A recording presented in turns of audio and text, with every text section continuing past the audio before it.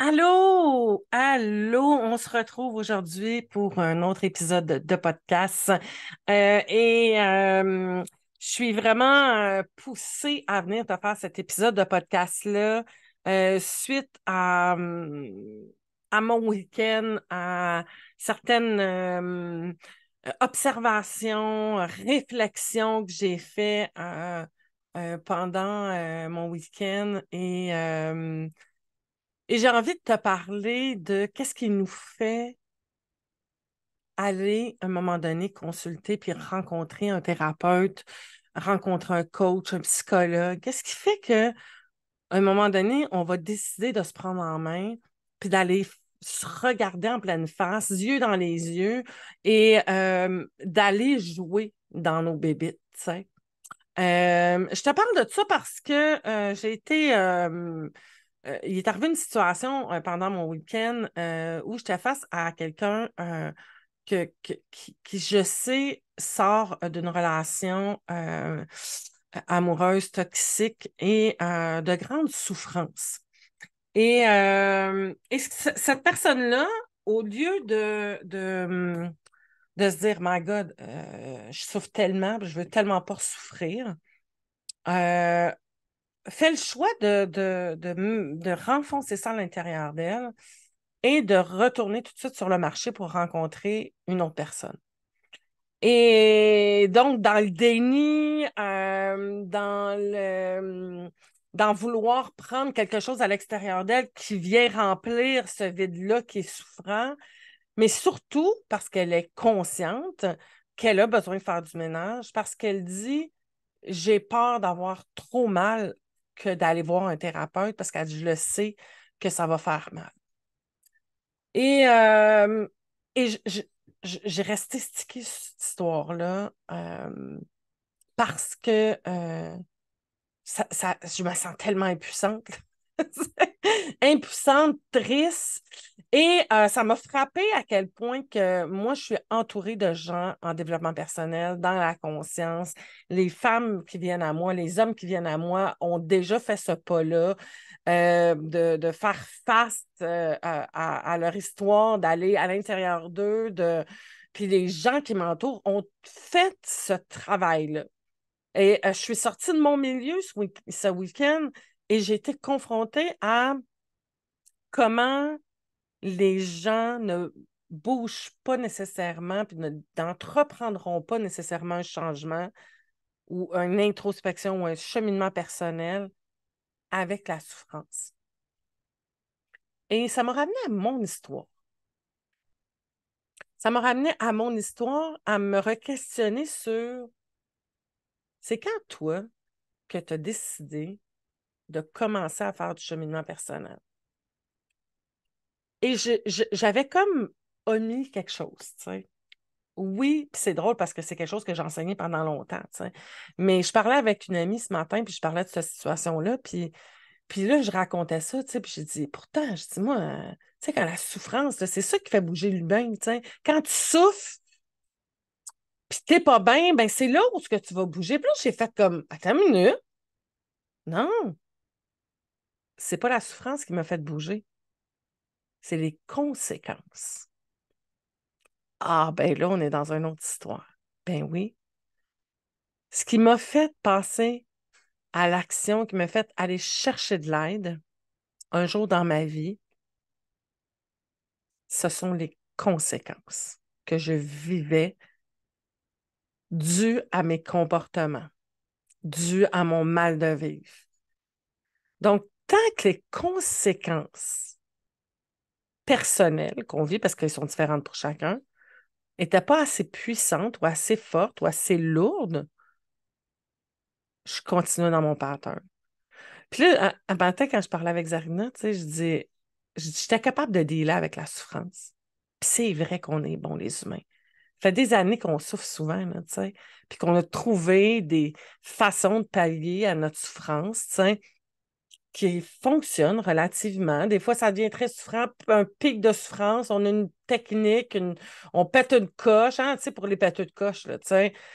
On est, t'es mal, paf, ça explose, pouh! ça redescend en pression, tu es capable de le faire pendant un bout. Ça, c'en est une technique. La consommation va servir à ça.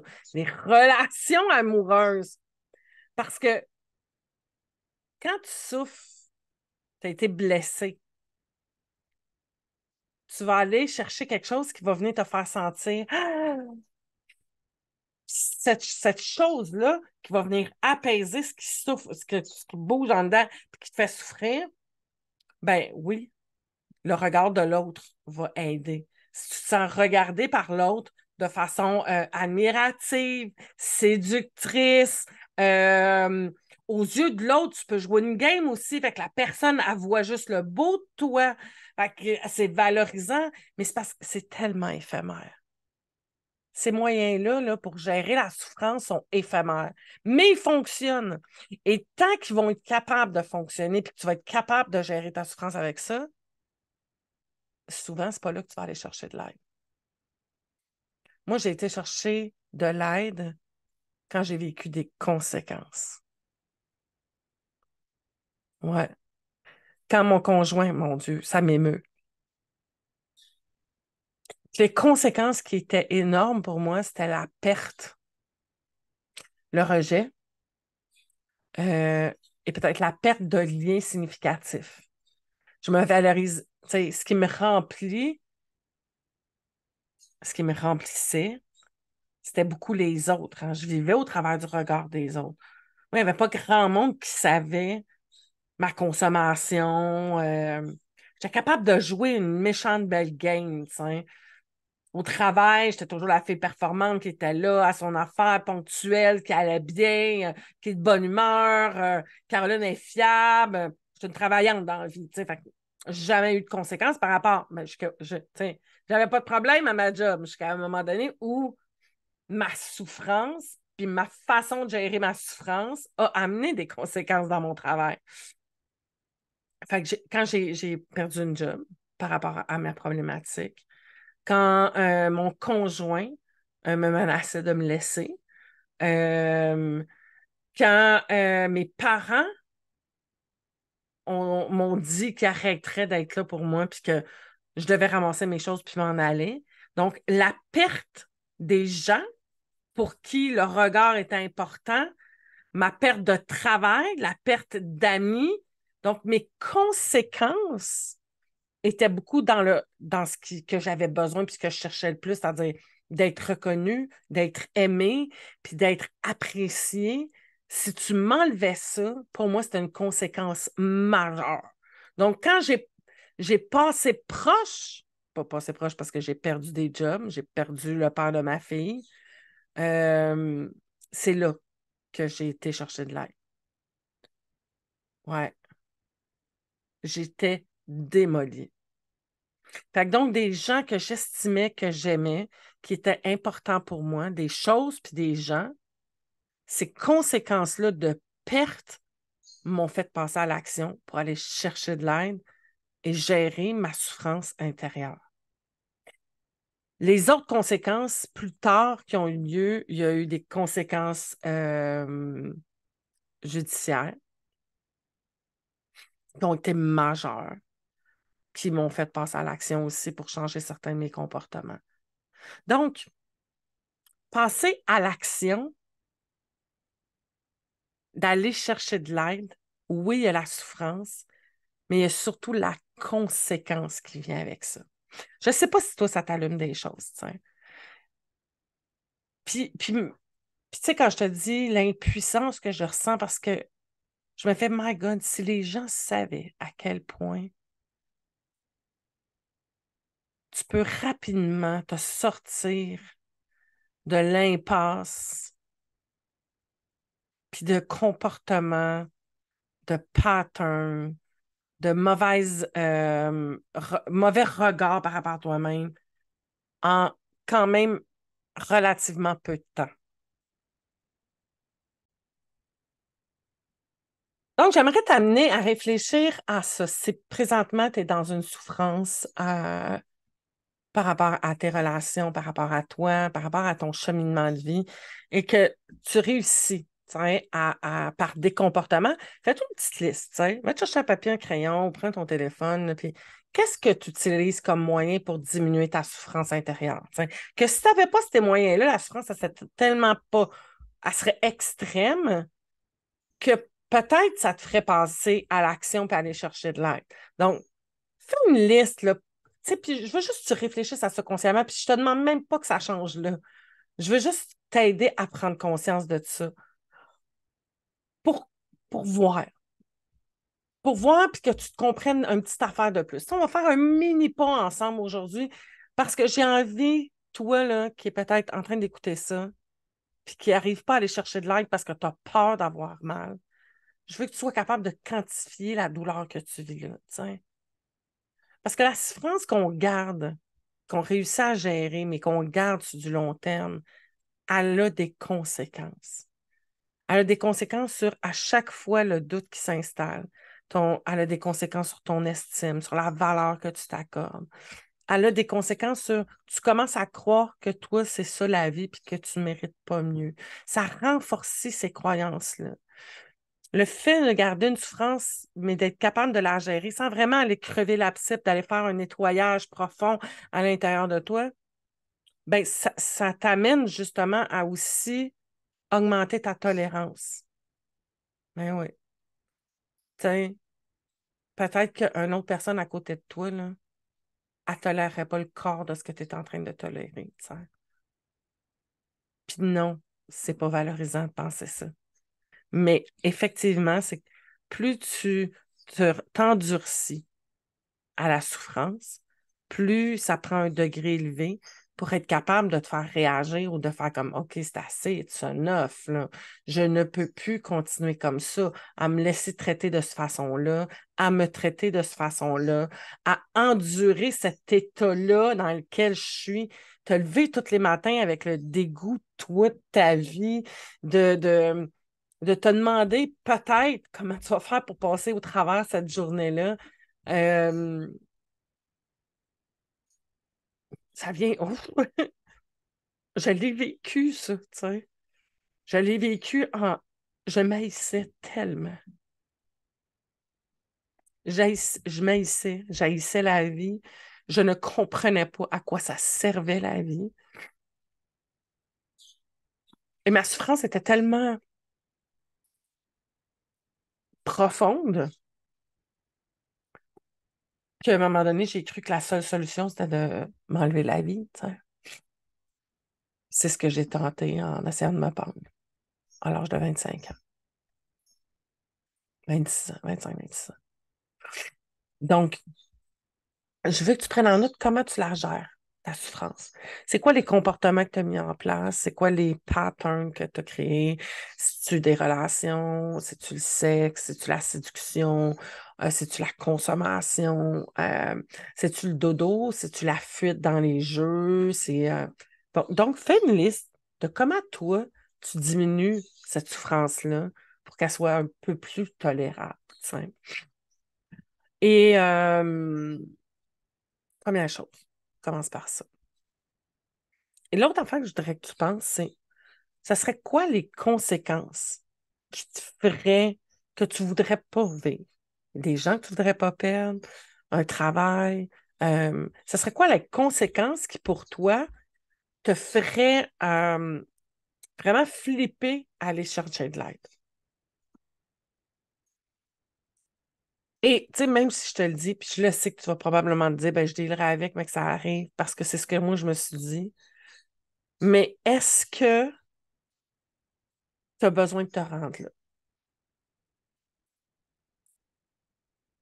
Fait que ça fait pour ça. L'autre chose que j'aimerais te parler, c'est qu'est-ce qui te fait si peur? Qu'est-ce qui te fait si peur d'aller chercher de l'aide? Vraiment, là, pose-toi la question, là. Ton histoire, tu la portes. Tu souffres continuellement, quotidiennement, tous les jours de ton histoire. Elle est là, tout le temps, en background. C'est elle qui détermine tes pensées, tes actions, tes émotions constamment, là. Aller chercher de l'aide, puis aller voir un thérapeute, aller voir un coach, aller voir un psychologue, aller en thérapie. C'est pas aussi souffrant que ce que tu as vécu. Hein, je veux juste te ramener que l'histoire que tu as vécue quand tu étais petite ou quand tu étais petit, c'est pas dans un bureau avec un thérapeute quelconque que tu vas revivre l'intensité de cette situation-là ou de ces situations-là. Tu peux le nommer aussi. Je ne suis pas prête à aller là. Parce que chaque bon coach ou thérapeute n'ira pas dans le cœur du sujet tout de suite en partant, là. Il va te renforcer avant pour que tu sois prête à aller là. Mais juste d'avoir une place, tu peux te déposer sans jugement, où tu peux aller te raconter, tu peux aller déverser ton flot d'émotions, ton flot de souffrance. D'avoir quelqu'un qui va t'accueillir dans ce que tu es, si tu savais le bienfait que ça fait. Beaucoup, plus. Mais là, ça va être important que tu te magasines un thérapeute où tu ne te sens pas jugé. Quelqu'un que ça ne frisera pas les oreilles quand tu vas y raconter tes affaires. Moi, c'est ça qui m'a amené. Je me souviens des premières personnes que j'ai rencontrées. J'avais 23 ans peut-être. Première fois, j'ai consulté un psychologue là, dans un bureau super chic sur la rue Saint-Joseph. Je me sentais comme une merde. J'étais au cégep, j'avais pas tant de carrière.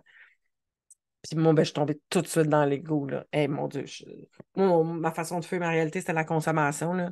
Puis à chaque fois que je sortais du bureau, de là, c'était pas tant parce que j'avais parlé de choses très profondes, mais je me sentais tellement comme une loser à comparer de cette femme-là que je me sentais tellement pas compris, pas accueillie, elle était tellement frette, puis j'avais tellement l'impression de me faire juger. Peut-être qu'elle me jugeait pas, là, mais mon feeling, c'était ça, là, que ça avait l'effet totalement contraire du bienfait. Fait que donc, c'est important que tu te magasines quelqu'un que tu vas te sentir accueilli par cette personne-là. Prends le temps, tu sais. Autant que je te dis, va chercher de l'aide, mais prends le temps, parce que c'est essentiel. Si tu sens que l'autre est ouverte, puis que par son histoire, elle te comprend, puis que tu te sens accueilli, ça va être un espace où tu vas te sentir vraiment en sécurité, un safe space, là, tu sais. Puis, oui, tu sais, le fait que je sois coach, les gens vont penser souvent que c'est du court terme. Je ne suis pas juste pour du court terme. Donc, magasine ton thérapeute, tu sais. Des fois, c'est pas juste ça, tu sais. Moi, j'ai pas le titre de psychothérapeute parce que c'est pas ces études-là que j'ai, puis l'expertise, puis les études que j'ai se mettent pas dans une petite boîte, là, par rapport à ça, mais j'ai beaucoup, beaucoup, beaucoup de formation qui fait que je suis plus thérapeute que coach, tu sais. Mais bon, je suis coach. OK? Si tu me regardes en vidéo, je te fais ça entre guillemets. Je suis une coach X-large, comme je dis tout le temps. Donc, on prend le temps qu'il faut. Des fois, ça va prendre le temps que tu as besoin pour aller là où on a besoin d'aller évacuer, de libérer. Tiens, il n'y en a pas d'urgence. Mais c'est en parlant avec ta coach, en parlant avec ta thérapeute que tu vas apprendre ça. Magasine. Prends le temps de magasiner quelqu'un qui va te comprendre, qui va t'accueillir. Tiens. Si tu savais le bienfait que ça peut avoir quand tu as un match avec quelqu'un, puis que là, tu sens que tu peux juste te déposer. Si les gens pouvaient savoir ça, là,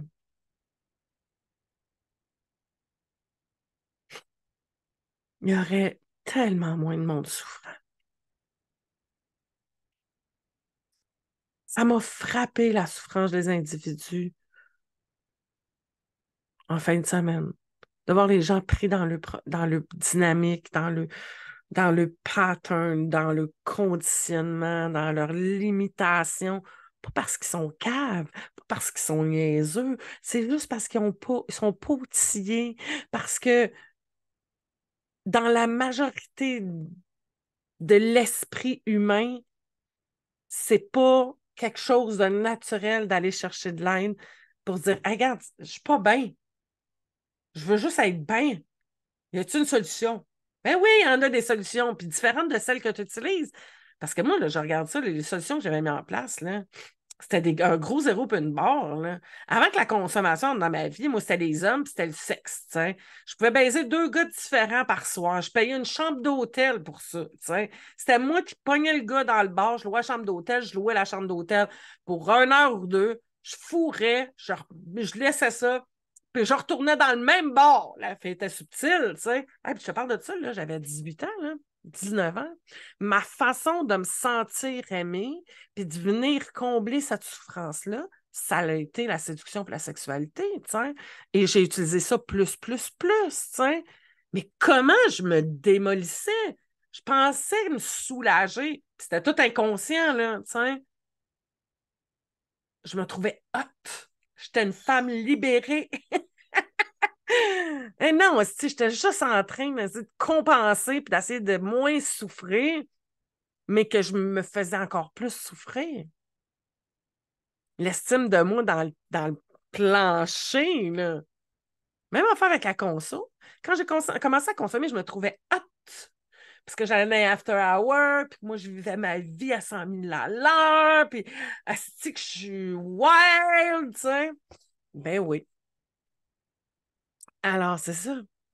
Tu sais, j'étais en réaction beaucoup à mon côté très conformiste enfant, faire plaisir à.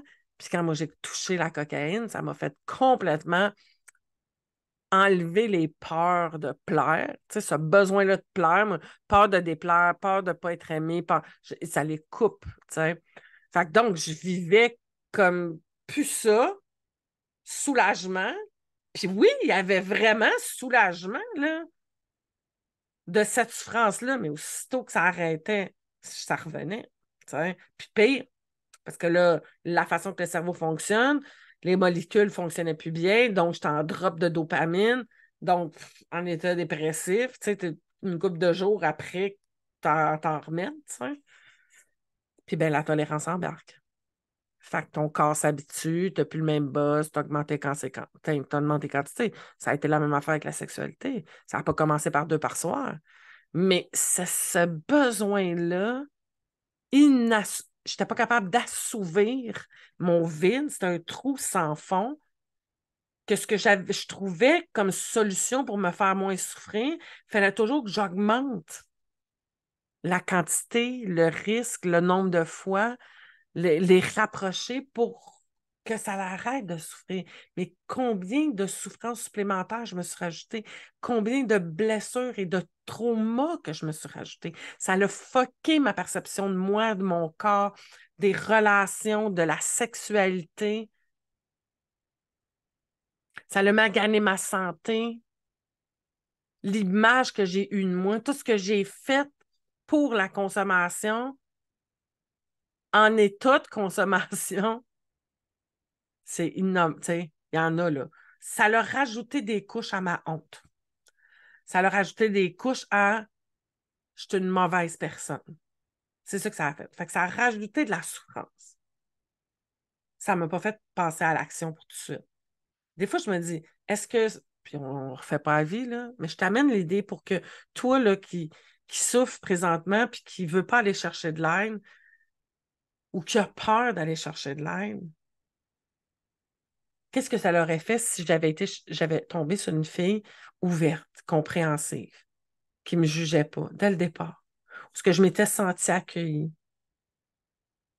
qui m'aurait outillée, qui m'aurait donné des pistes puis des moyens pour m'amener vers un autre soulagement que le soulagement que j'utilisais. Il m'aurait fait comprendre c'était quoi ma souffrance.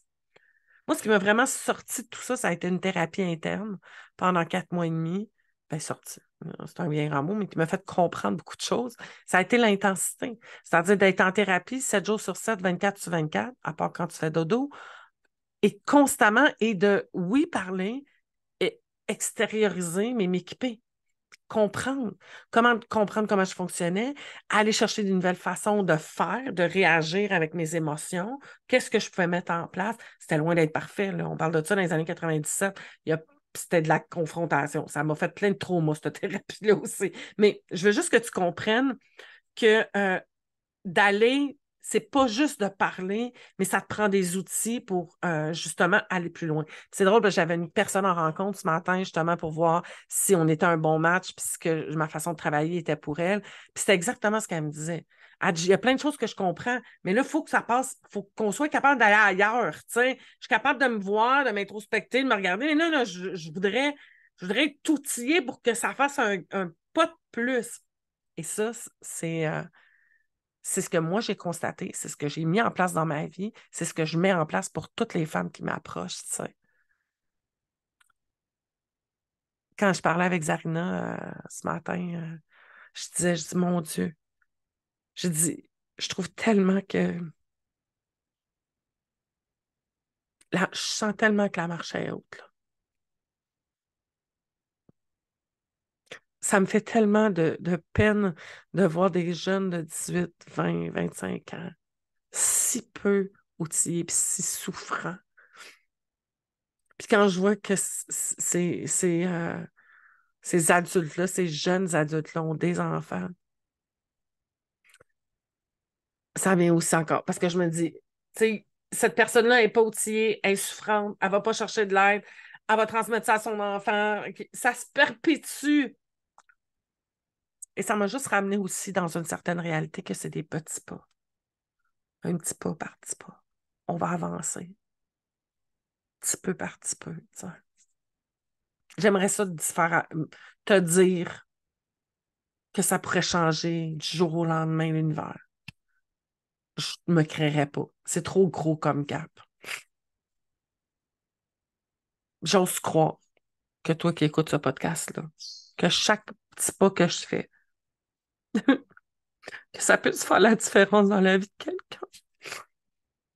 Je le souhaite tellement.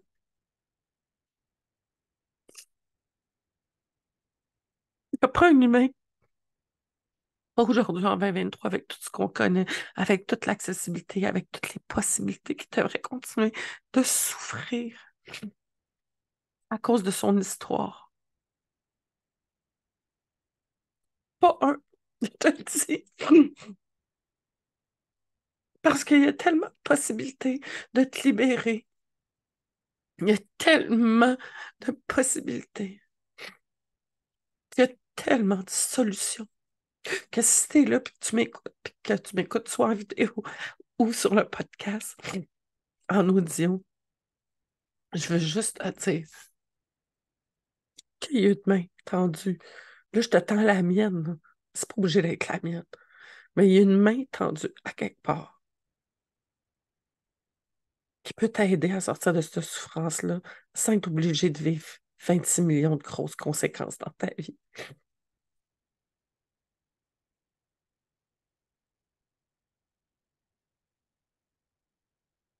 Mais je te comprends. Je te comprends parce que oui, c'est vrai que ça fait peur. Parce qu'on a honte.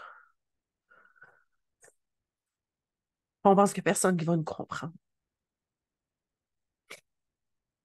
On juge tellement qu'on est convaincu que les autres aussi vont nous juger.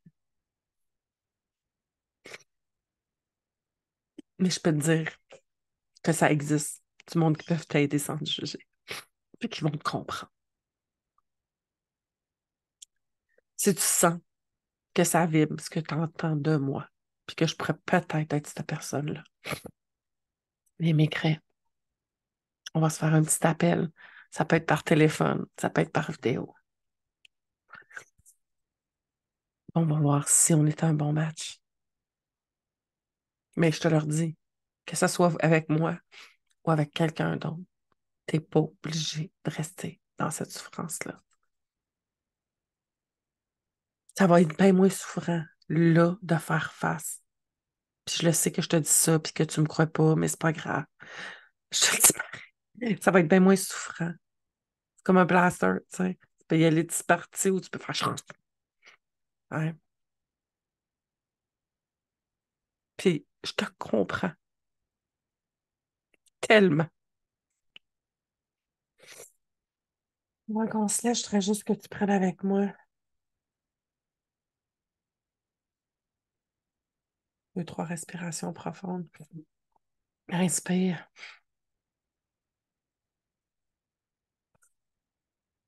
Expert. Une dernière.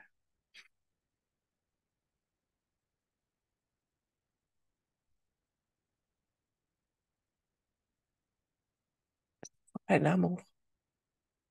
Ça fait un gros câlin. Je suis là si t'as besoin.